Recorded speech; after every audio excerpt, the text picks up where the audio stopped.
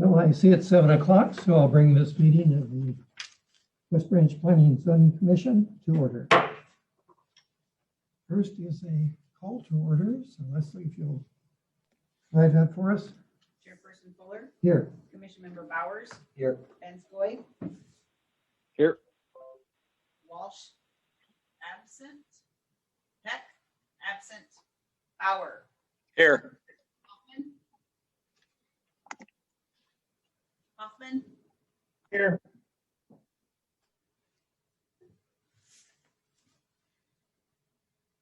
Well, Leslie has provided us with an agenda, and so I would make a motion to approve that agenda. So moved. Second? I'll second. Okay. All those in favor? Aye. Aye. Aye. Opposed? Okay. The first is to approve the minutes from our January Planning and Zoning Commission meeting.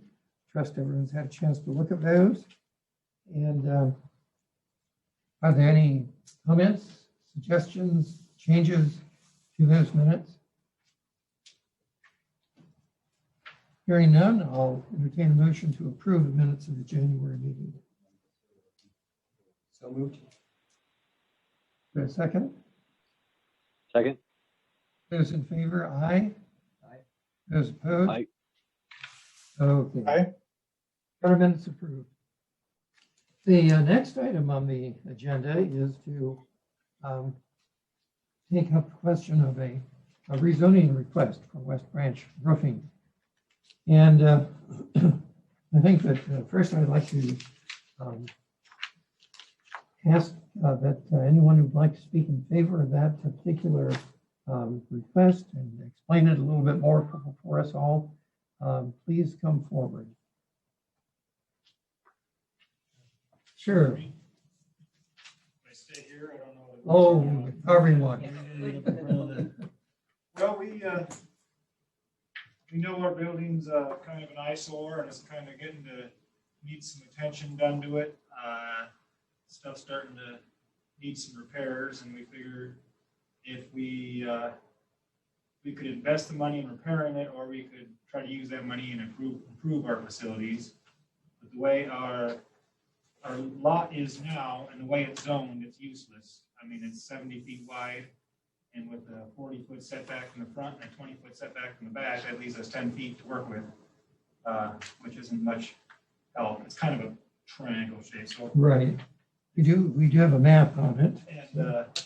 and so we were just hoping to get rezoned, and we could put up a nice looking building. We'll move the office across the street and be able to repurpose the building the offices in and make that more usable for us too. So it's kind of been a long-term vision for us, but this is the first step.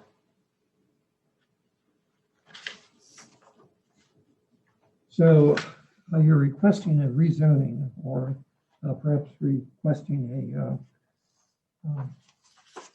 what's the exact word? A variance provided by this commission. Not particular, whatever helps us get. However you want to say it, we want to put a building big enough and feasible to what we need it for on there. It's gonna look nice, be nice. We just, how we're restricted now, we want a bigger building than that. Mhm.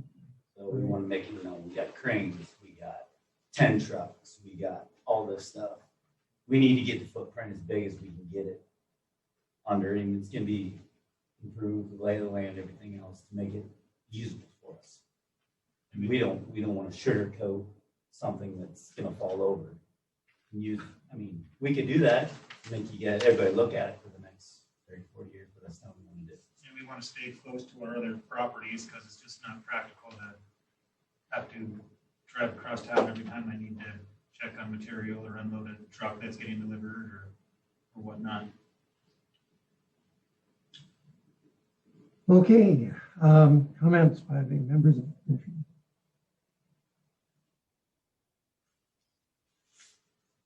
I guess I got, Go ahead. I guess, I know that we just had to recently discussed the I-2 zoning Mhm. and the lack of setback requirements in it. And I think I remember the general consensus of the commission at that time was not that we wanted to put any hardship on an existing I-2 user, but more to make sure that the language was clear, so we knew what the requirements were, because the I-2 zoning was missing setback requirements. They were defined in I-1, but not carried into I-2. As far as that goes, I think for us to take care of this, we could do a rezoning, but I don't think there's a, I can't I don't think think of a there's a zone that district. would be appropriate. there's not another district that's gonna have that's gonna fix the back setback to get beyond the rear wall of the existing building. So that would still have to be like a special exemption. And I don't know, I mean, at least my opinion is that we don't want to put a business that's in place, out of that spot. We don't want you guys to leave or not be able to fix that building up. So. I mean, we've been in talks with Herring to acquire that building, but where he sits, he doesn't want to let it go because he's guarding himself. And he's more than willing to say, here you go. It's all our stuff in there. That building's in way worse shape than ours. It all needs to go. But he's holding on to everything until he feels more comfortable where he's at with everything.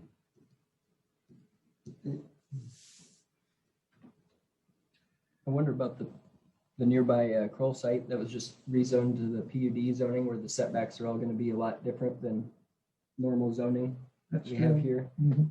If this building was, I think it would benefit that site for the building to be new and,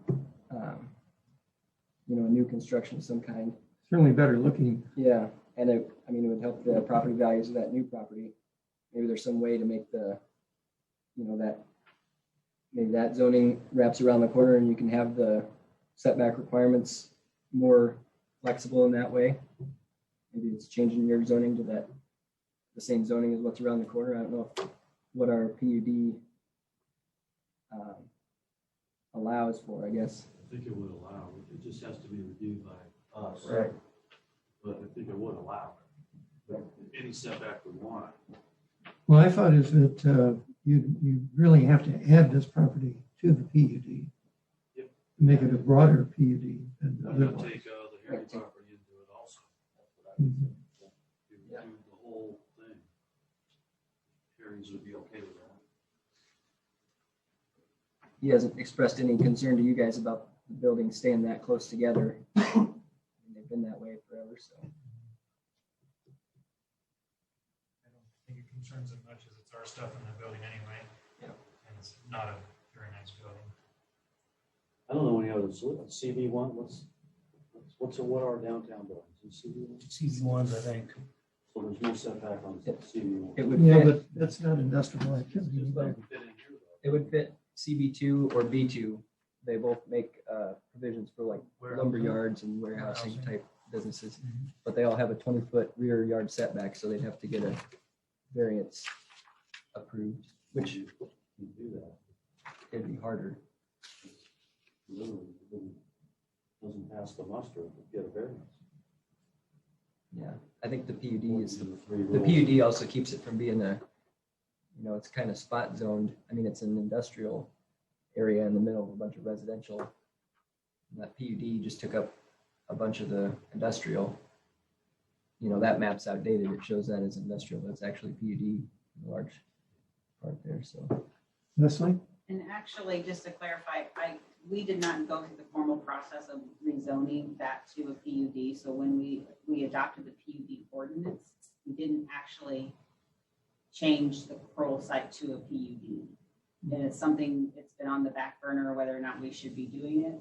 I've raised that before, but then it would make sense to have that whole area be a PUD. But at this time, we did not do the formal process. So when you look at the map, it is actually still correct because we did not actually, the city itself did not request to do the rezoning.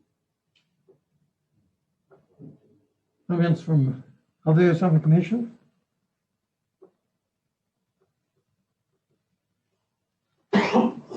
Harry? Question I have, and hopefully you guys can clear it up, is if we would say we'd like to go ahead and convert all that zoning or change all that zoning to a PUD, Yeah, then we'd have to set another public hearing yes. and contact, I guess, Bob Herring, and just start all over. Well, is that correct? That's true for any rezoning. I know, but whether it's these C1. gentlemen are here tonight asking for a zoning. And I just wanted to make sure that they realize that if we decided to go with a PUD zoning, which sounds like it would allow for your building to be there with reduced side yards and rear yards, that it might just take a little bit longer. When do you plan on starting? As soon as possible? There's no set date. Yesterday? So our next meeting is when? The May 25th. May 25th? We could probably have a interim special meeting. I don't think that would hurt because we need to have two meetings, right, for the rezoning. So You'll have to have your public hearing here. That's and right. then City council will need their public hearing, and then there'll be 3 readings. So I haven't heard anything suggesting that a broader PUD would be unadvisable. Sounds to me like that's a quite reasonable solution. And I personally have been pressing for the idea of a major change rather than incremental small ones. So hearing no opposition, I think that would be a quite reasonable way to proceed. Does that fit your needs? Yeah, most of this is just jargon over my head, but yeah, I think so. Okay. I mean, it's addressing the setback points and everything else. So PUD allows for the setback. It's basically, you sit down with a plan with the city, we approve it. You work one out. Right, we We work the submit it. plan out. Yep. Reduce setbacks and all that. So Yes. if we redo it as the whole thing is a PUD, in the PUD, do we set a zoning for those? I mean, It's It could- similar it to could be anything. Parkside. Yeah, it's similar to Parkside Hills. So it's a mixed zoning use. So there's going to be some residential, some commercial, and they can all kind of sit next to each other. So that was the purpose of the PUD, is to give flexibility to a parcel of land, but the city having say in what goes there, what it looks like, how tall the building is, colors and all of that. There's just that negotiation part of that. That's the whole idea of the planning and so development concept. in looking at that piece of property, I mean, we've been looking at that thing for quite a while. It seems to me that Herring is probably part of this puzzle that needs to be part of what's going to be decided in there, because if they're going to build a really nice building on one side of it, and not get the building that's in really bad shape next to the bin site, and it stays, and then the bin site stays, and then we get the development in there.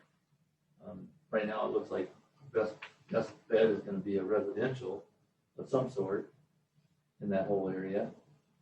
That seems like Herring's got the piece of ground there that we need to figure out what to do with it.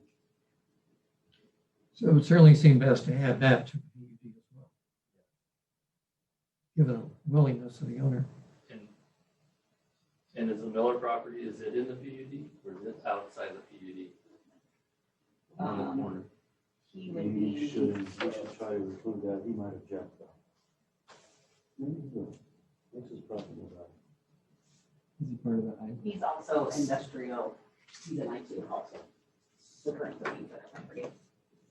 So, yeah, I would say you want to hit that as well. Even if he can't. And I He would doesn't say, wanna sell his the building. other 3 pieces of property on the sheds down there and Staker's building would be all part of that too. 'Cause someday down the line, that would be part of the whole area, I would hope.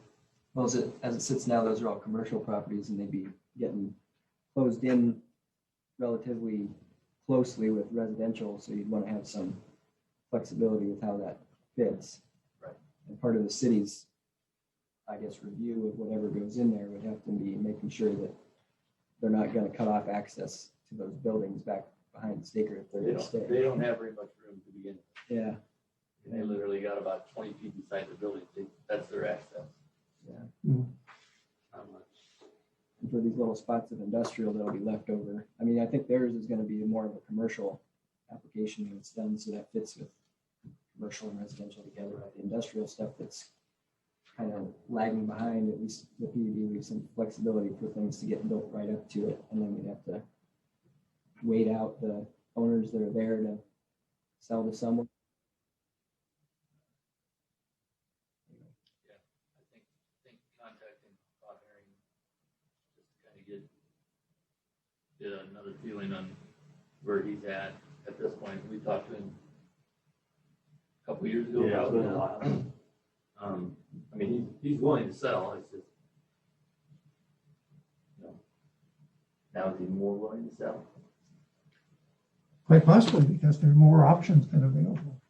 I'm quite pleased when we went with this PUD revision because it gives us options that we simply didn't have before. Otherwise, I don't know what you'd have to do with your industrial area because of the zoning requirements. Okay, well, I think that. I do got a question I wanted to ask the gentleman. Is this a two-story building? Are you gonna put your offices in one end? It's not gonna be 2 full stories. I mean, it's gonna probably be 1.5. Okay. The garage door's gotta be big enough to get a crane in that's 13.5 feet tall or something. And then, so it'll be like 1.5 stories. It's I not- was just looking at your, That's just, Yeah. we kind of just did that our and I own. was thinking, hey, maybe put your offices in there. Yep. Yeah. We'll probably put stone on the bottom corner on it'd be the west side. And dress it up a little bit, make it look a little more presentable. Terry, do they have certain type of construction they need to be? Depending on what you're actually doing, and are you just storing them in there? Are you working on them in there, What's that? in your building, your cranes and so forth? Oh, We're not mechanics. we're gonna stick build, insulate. Okay. It'd just be probably a mixed use if you put, B occupancy in there, which would be like offices if you do that. Yeah. And then you've got your vehicle storage. I mean, I don't think the building's that big. You know what the square footage would be? It's just, it's sitting there, it doesn't.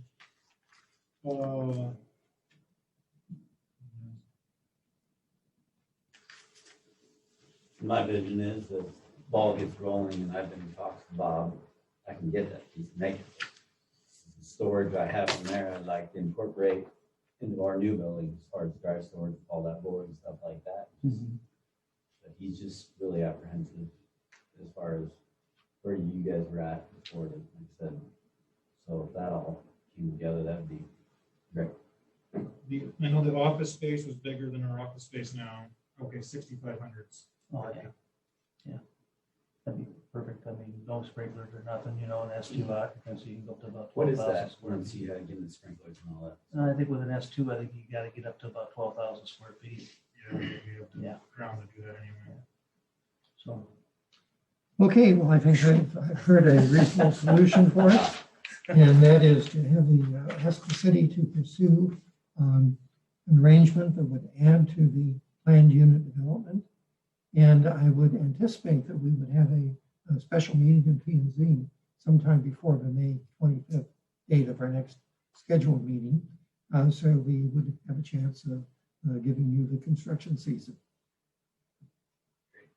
Appreciate it. Okay, I think that's all on the item A, and then we move to item B, discussion. And that is the comprehensive plan. We've now had a comprehensive plan that's been in place for a year. And it's always worthwhile to see if we're making any progress on it and to ask whether there are any possible ways that we could suggest to the city council that more progress be made. So I'll throw it open to the commission members.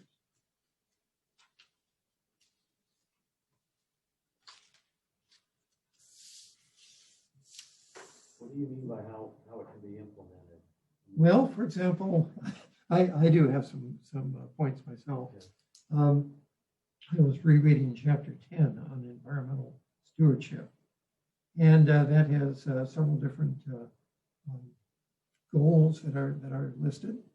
And one of them is to pursue the idea of Tree City, USA. And there are, I think 40 other cities in Iowa that have that particular classification. It's done through the Arbor Day folks. And it has a number of different requirements that are necessary, especially given maybe more emphasis in 2021 than in 2019, climate change and amenities in cities and so forth. That would seem like one matter that could be pursued. And there are, as I say, particular requirements to do it, and people who will work with you on it. The Arbor Day Foundation, which is in Cedar Rapids, or Marion, I forget which. And so I think that's one thing that we could take up and recommend that some activity be pursued. Nothing you have to do immediately, but maybe the sooner the better. And along those lines, one of the other things mentioned in that chapter is the idea of providing trees for new homeowners. I know trees are going to be more expensive this growing season than the last, given the ratio. But that I think has seemed to me to be a very nice gesture to new people coming into the community to offer to buy them a tree, pay half the price, pay 2/3 of the price, something like that, and help them choose a particular type of tree so that we don't have nothing but elms or nothing but whatever it may be. And it's not, this is anything terribly esoteric or especially new. As I say, there are a whole lot of cities in this state that have gone that route, been tree cities for 10 years, 20 years, what have you. And so I think that's one thing that might be reviewed and recommended for pursual. I don't know, what do they think about that? I know I've talked to Matt Goodell about that. We get a lot of trees from Alliant Energy. We do, yes. A lot of trees.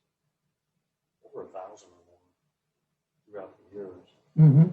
I asked him once about the Tree City thing. I don't know what he said, but it requires a mapping, I think, of all the trees for one thing. We had At that. somebody's expense. Yeah, we had that a few years ago. Mapping of trees. I mean, I'm sure it's not up to date. But yeah, there are several different requirements. I guess I can look them up.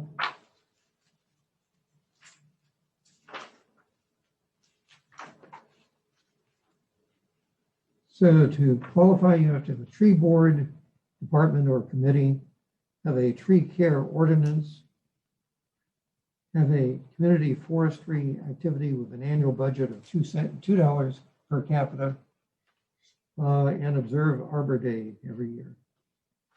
Doesn't sound terribly great. And there are sample ordinances and the like. So that's a $6,000 budget every year. Yes, pretty would much. be. I think for economic development purposes and for quality of life purposes, it would be a worthwhile way to go. Do you know what Matt already spends on trees every year? How much? I mean, is he already Not much. not that much? They're pretty much given to us. We don't spend much at all.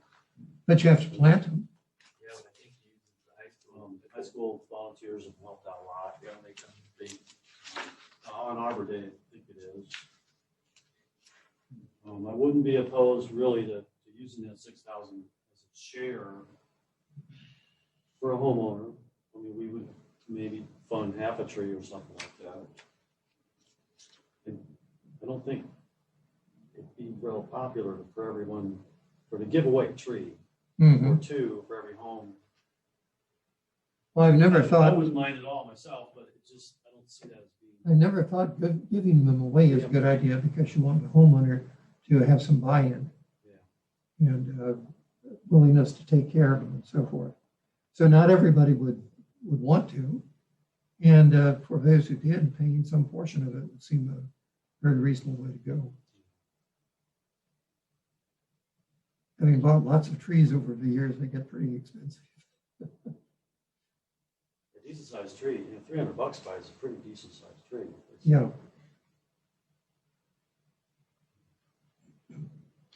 So anyway, that was one of the things that I thought of. Another thing in that particular chapter is to provide more complete information for people about the federal flood insurance program. And flood season will come again, not too long from now, quite possibly. And I think that people really are not terribly aware of the program. And that seemed like a kind of inexpensive sort of thing to do.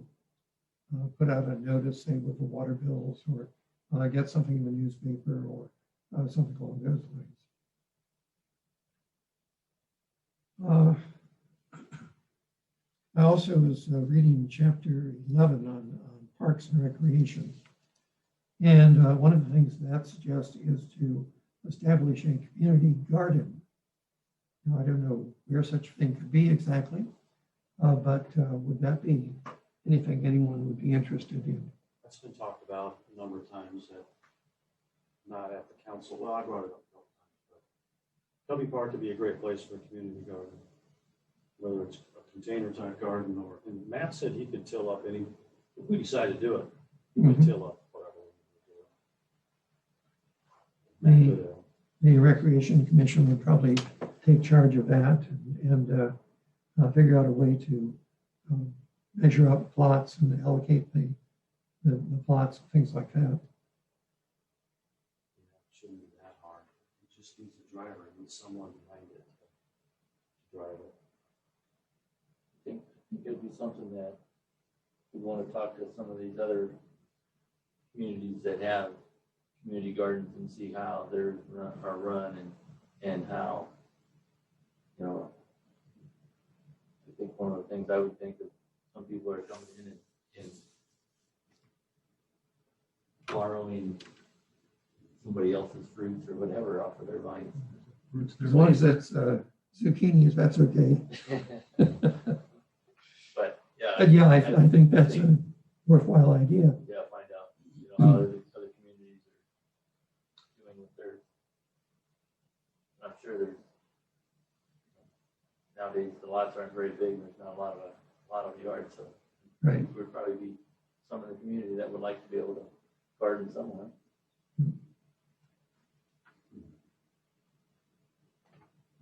So Roger, is that something you could mention to Melissa? And,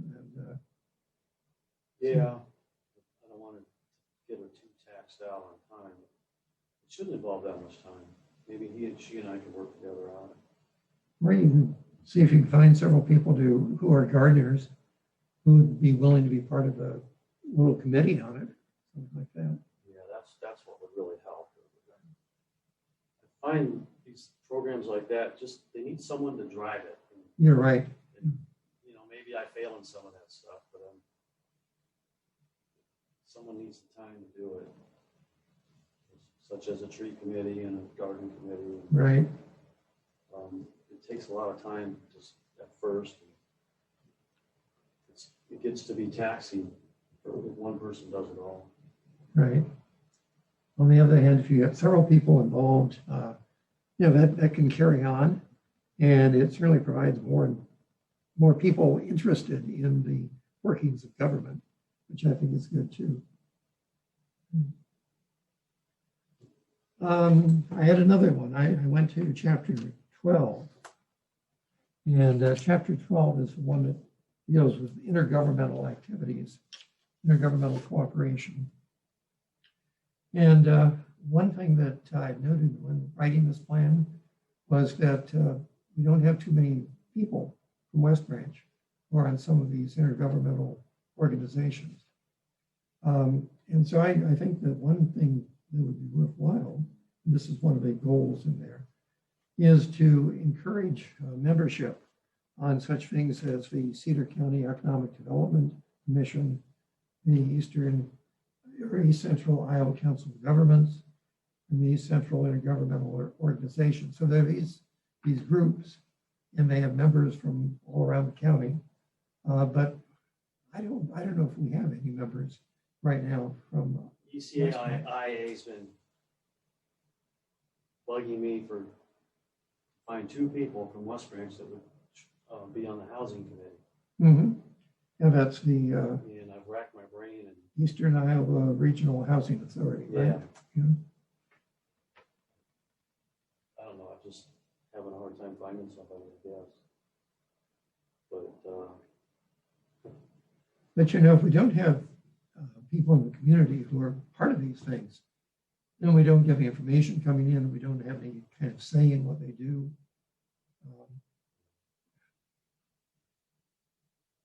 Doesn't mean it's all your responsibility. Well, I necessarily, know, but- they've been bugging me to find 2 people for like 5 years. Yeah. We've never had anybody ever since we've been a member of ECIA.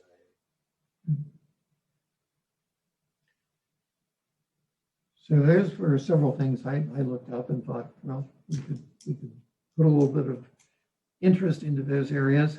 It also seemed to me that although we have our land use map, I don't think it's been updated for a while.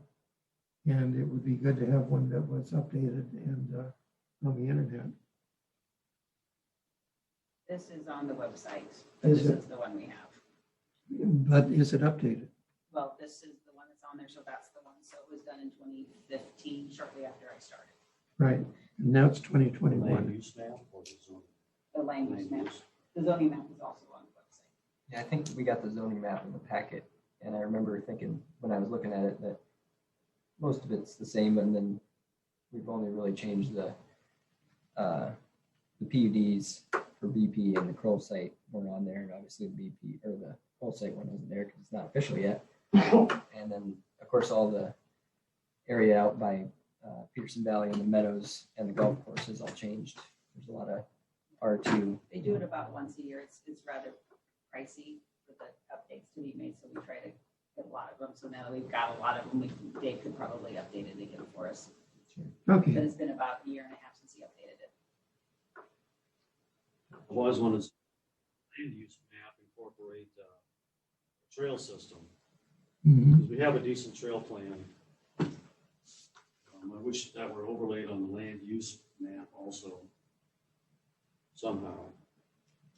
So developers know that we want a trail across their development somehow. Whether it's a sidewalk, 10-foot sidewalk or a backyard trail, I don't know. Well, if we're going to update these maps, having an overlay of that kind would seem just pretty reasonable and useful for developers. So the land use map kind of originates from the P and Z body. Mhm. That's where it comes from. That would require just kind of sit down and put it up on the board, like, I think I did it 5 or 6 or 8 years ago. And that's the last time I was involved with it, really. I don't think that's the last update we did, I think. 6 years ago or so. So we'd have to do all that again in the P and Z first, and then council should be involved, and they get their input eventually, the city council does. Mhm. Well, the comprehensive plan went with the land use map that we already had. Didn't seem worthwhile to change it. Didn't seem that there were a lot of gaps in it or anything else like that. But having one that we can date 2021 or 2022 or something like that would be, I think, desirable.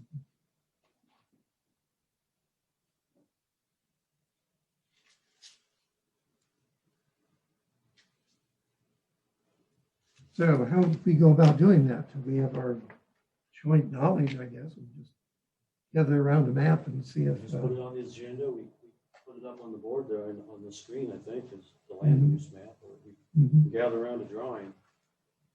That's what we did before. It's kind of fun, really. Well, how about that as a topic for our May 25th meeting?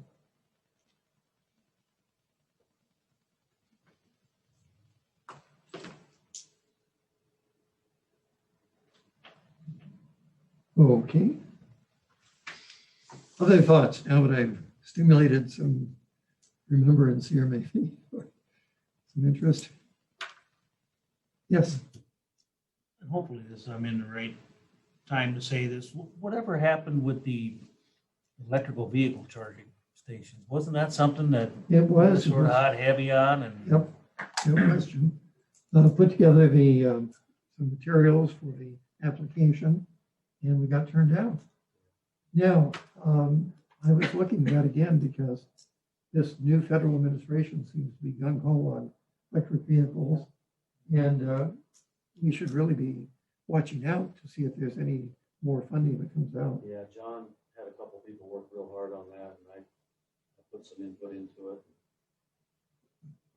Probably changed it. You didn't like it, but I modified it. I wanted a different station, and so we had two different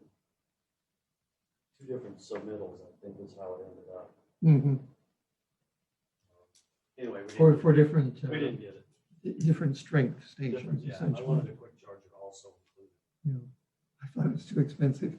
But anyway, and there's no reason why we shouldn't continue to partner with the National Park on this, because they have some funding for charging stations, except they just haven't gone ahead with anything. So, yeah, to the extent that I can, I'll track this from the standpoint of transportation bills and the like. It's an infrastructure bill that who knows what form it's going to take, but it's apparently a high priority, proceeding rapidly at the federal level.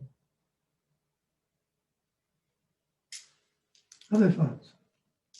I guess I might suggest, I think the council has recently gone through their capital improvements plan. Is that right? Have you guys got something up to date now? Maybe there's, We have a 5-year. We have at least a 2-year plan. We've got some checklists for the next 4 to 5. yeah, so, I mean, all I saw in your packets were that there was projects being talked about and prioritized, and maybe another thing to bring up, I think it was mentioned in there, is like opportunities. I know you've got something coming up with the state revolving fund for the sewer plant updates, and you can, I had some experience working with the state revolving fund in my old job where you had opportunities to make park or green infrastructure type improvements and get all those projects paid for out of the value of the interest of the loan or something. You're correct, except it's not park or it's a Clean water. clean water improvements. Yeah. Which we are We are going to try to roll into the downstream widening project. How about some alley improvements? Like you can get some green alleys going. You thought of that? I know Matt Goodale would be all for, How do you do a green alley? you make them permeable pavers. No, okay, well, first of all, our alleys are too steep. Yeah. Permeable pavers work best on flatter ground, I think. I have toured the alley project in Dubuque, and Dubuque is steeper than West Branch by far. They did permeable pavers in their alley. They, among other things, that wasn't all, but yes, they'd be a good place to turn to for information. I'm skeptical. It's expensive, incredibly expensive, Well, and maintenance. And I think in Iowa, the issue would be is in the wintertime, you gotta sand for traction, and sand plugs up your permeables and they no longer permeable. You literally Yeah. have to vacuum those out. They require annual maintenance, and it's becoming more readily available though. I mean, cities like University Heights have put in permeable pavers, and they know they have to maintain them. They don't even have any staff, and they're somehow maintaining them. The city of Hills has permeable pavers in it. That's 2 examples. I mean, we're bigger than those places, and we ought to be able to figure something out, I would think. If you can get something that looks nice, cuts out maintenance, and can be Well, funded it all by- looks nice.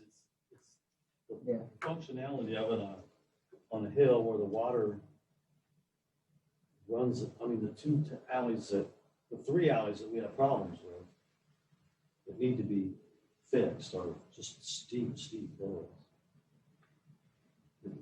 And it may not be something that the permeable pavers are the part that solves the problem, but the project includes permeable pavers in the alley somewhere. And then the rest of the problem, you know, if the water's coming all the way down the hill, but the steep part is where you see the problem, there could be a solution upstream. You just have to chip seal the part that you can't, I mean, do something in the steep part that you can afford to do at the same time as that project. It's not a exact science. So back to your initial comment on, we are applying for a grant for $700,000 to do clean water projects. One is the downstream widening project. And we're gonna pick some other projects potential. One is the soccer field park, the soccer field creek, Hoover Creek at the soccer field, maybe all the way up to Covey Park, or Main Street to Covey Park.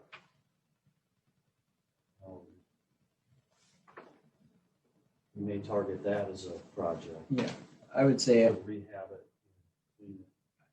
flooding mitigation is probably a higher priority for the city than clean, alley cleanup. But, if there's, if your funding isn't getting approved for your creek projects, there might be other options that we could still need that could be, there's a lot of ways those get applied. I guess is what I'm just trying to point out. Yeah, I never thought about it. Well, you could do, if you have storm intakes that need improvement, they make the storm intakes that have filtration systems. It's like a planter box that goes right in front of the intake, and then the water runs through that before it goes into the system. So, look, things like that. Other maintenance. Yeah, you got to train the staff. I mean, they're not going to like it at first, but Fall when the leaves fall and they plug them up, they don't work anymore. So let me ask, is this revised capital improvements plan on the website? I haven't looked, so.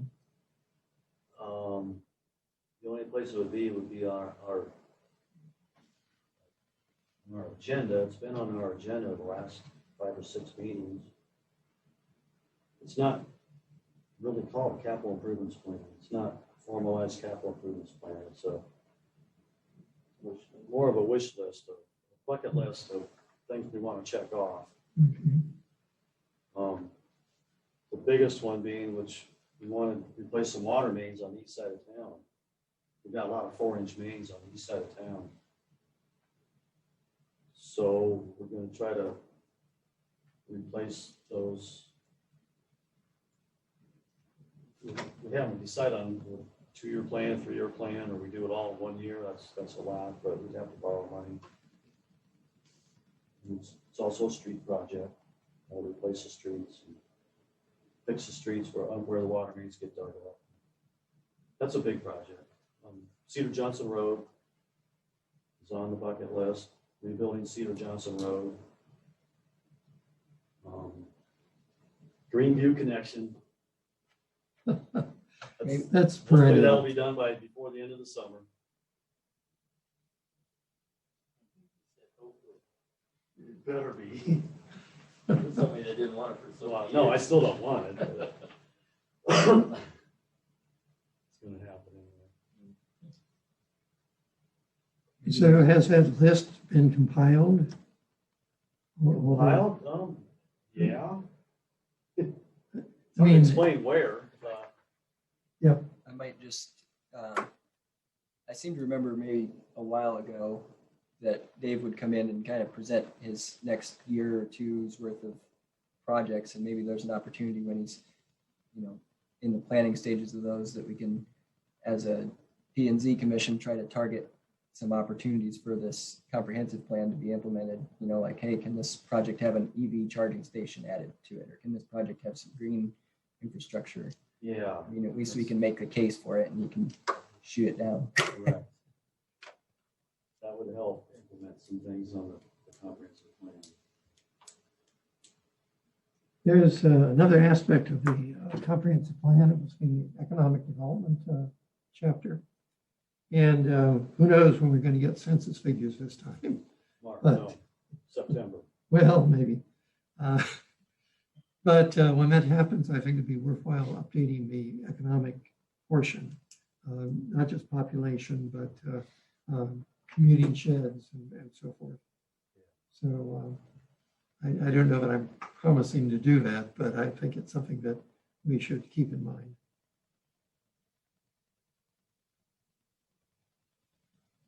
Okay, I find this useful. I think that it wouldn't hurt if we were to put the very same topic on the agenda for the May 25th meeting and see if we have other thoughts. I had a chance to have some of these ideas settle a little bit. So Leslie, if you would add that, not for a special meeting, but for the May 25th meeting. To discuss comprehensive plan again. Exactly, exactly. Okay, the next item, unless we more on the comp plan, the next item is the ordinance 780. And if there's any comments or thoughts on that? That's just an update to you. The council did have their 3 readings on it. It passed on March 15th.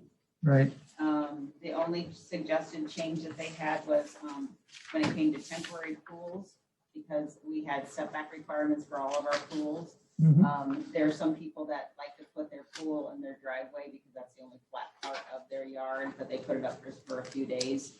So they decided to have us add the language under temporary. It's defined as a pool that is taken down or dismantled during winter months.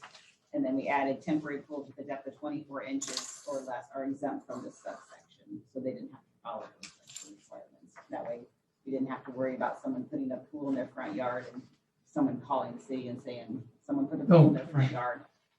Yeah. So, okay, well, that's, from my standpoint, a reasonable change. and then Terry and I still need to work on the pool permit for the permanent pools. Correct. So we'll be working on that hopefully before someone wants to put a pool in the summer. It's on the list.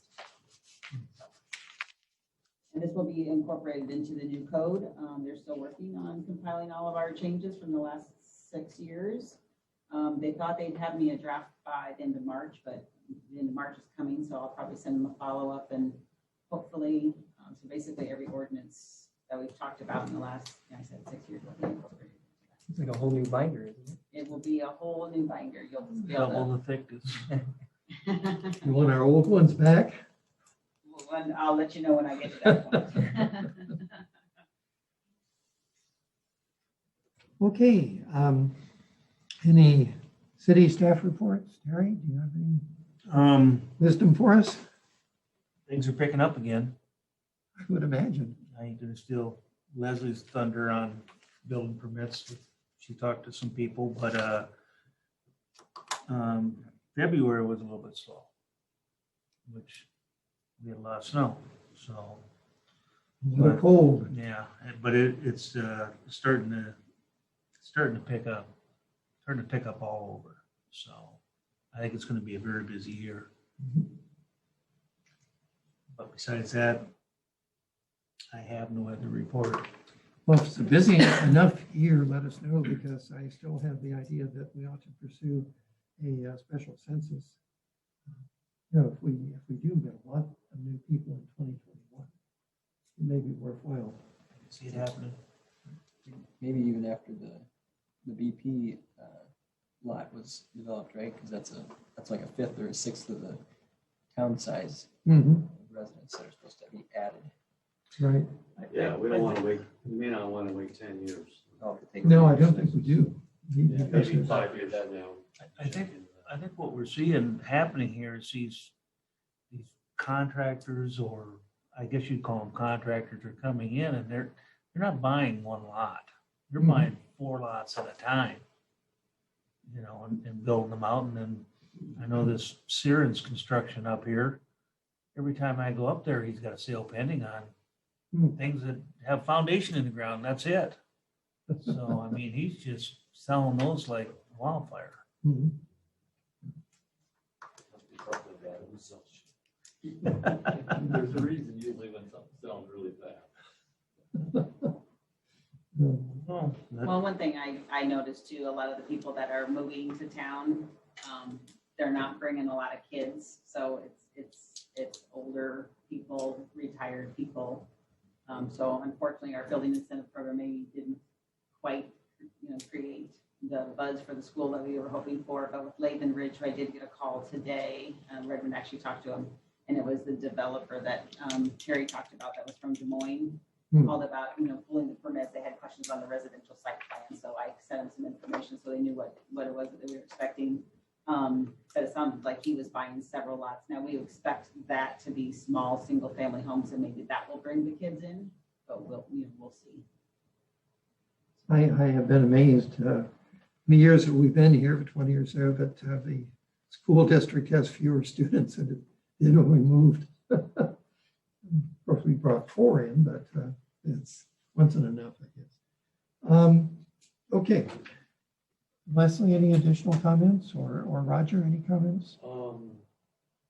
So council will probably let the building incentive program expire at the end of June. That's what we'd heard, yes. Okay.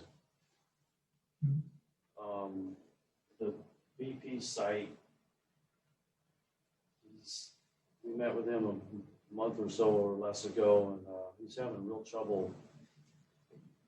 He has to build a detention basin at one corner of that property, and according to the detention basin rules, it has to allow for overflow. I guess it fills up, it may overflow. Well, that overflow needs an easement across the property that it overflows onto, which is the Gasco property. And he's unable to get that easement. And we went around or two, his engineer and our engineer, and how to come up with other solutions, or maybe not wire that easement, which our engineer wouldn't do because it puts the city at some liability. Anyway, I think he may delay that whole project for a while, a year or so. I think. but he will be putting the addition on the BP station. Still gonna do the addition on the BP Yeah. station, which is great. But what goes behind there may get delayed a little bit. I'm sad to hear that, but And it might be downsized? and I haven't talked to him specifically about that, but he said he may have to delay the line. Is that detention basin based on number of lots, or is it based on Area. just the Just total volume of water. area? Volume of water, concrete projections, and rooftop. So he couldn't go ahead and phase that. You know what I mean? Yeah. And as he fills that up, he provides more detention. It seems to me that he'd be able to, not that he probably wants to take any more land out, but he should throw another retention, catch some of that, so he doesn't have. I mean, he talked about one up higher, and put one up higher, you'd have to take out. This engineer's checking into it. I don't think it panned out because we haven't heard from him about it since. I can speak as a member of that neighborhood. The guy immediately north of them is trying to sell his land. Maybe they can get some from him and get some detention on his property. Well, he's got rights to buy the beautiful land products because of his inability to cross the Gasco property. He's got rights to buy beautiful land products, to get the sewer and water another route. having to spend a lot of money to do that. You're talking farther west. Yeah. Yep. He's got a for sale sign on it. You just drive back there, you can find it. Yeah. He's got a water We problem too. talked It about that. runs down the street every time it rains. Be a good spot for a detention base.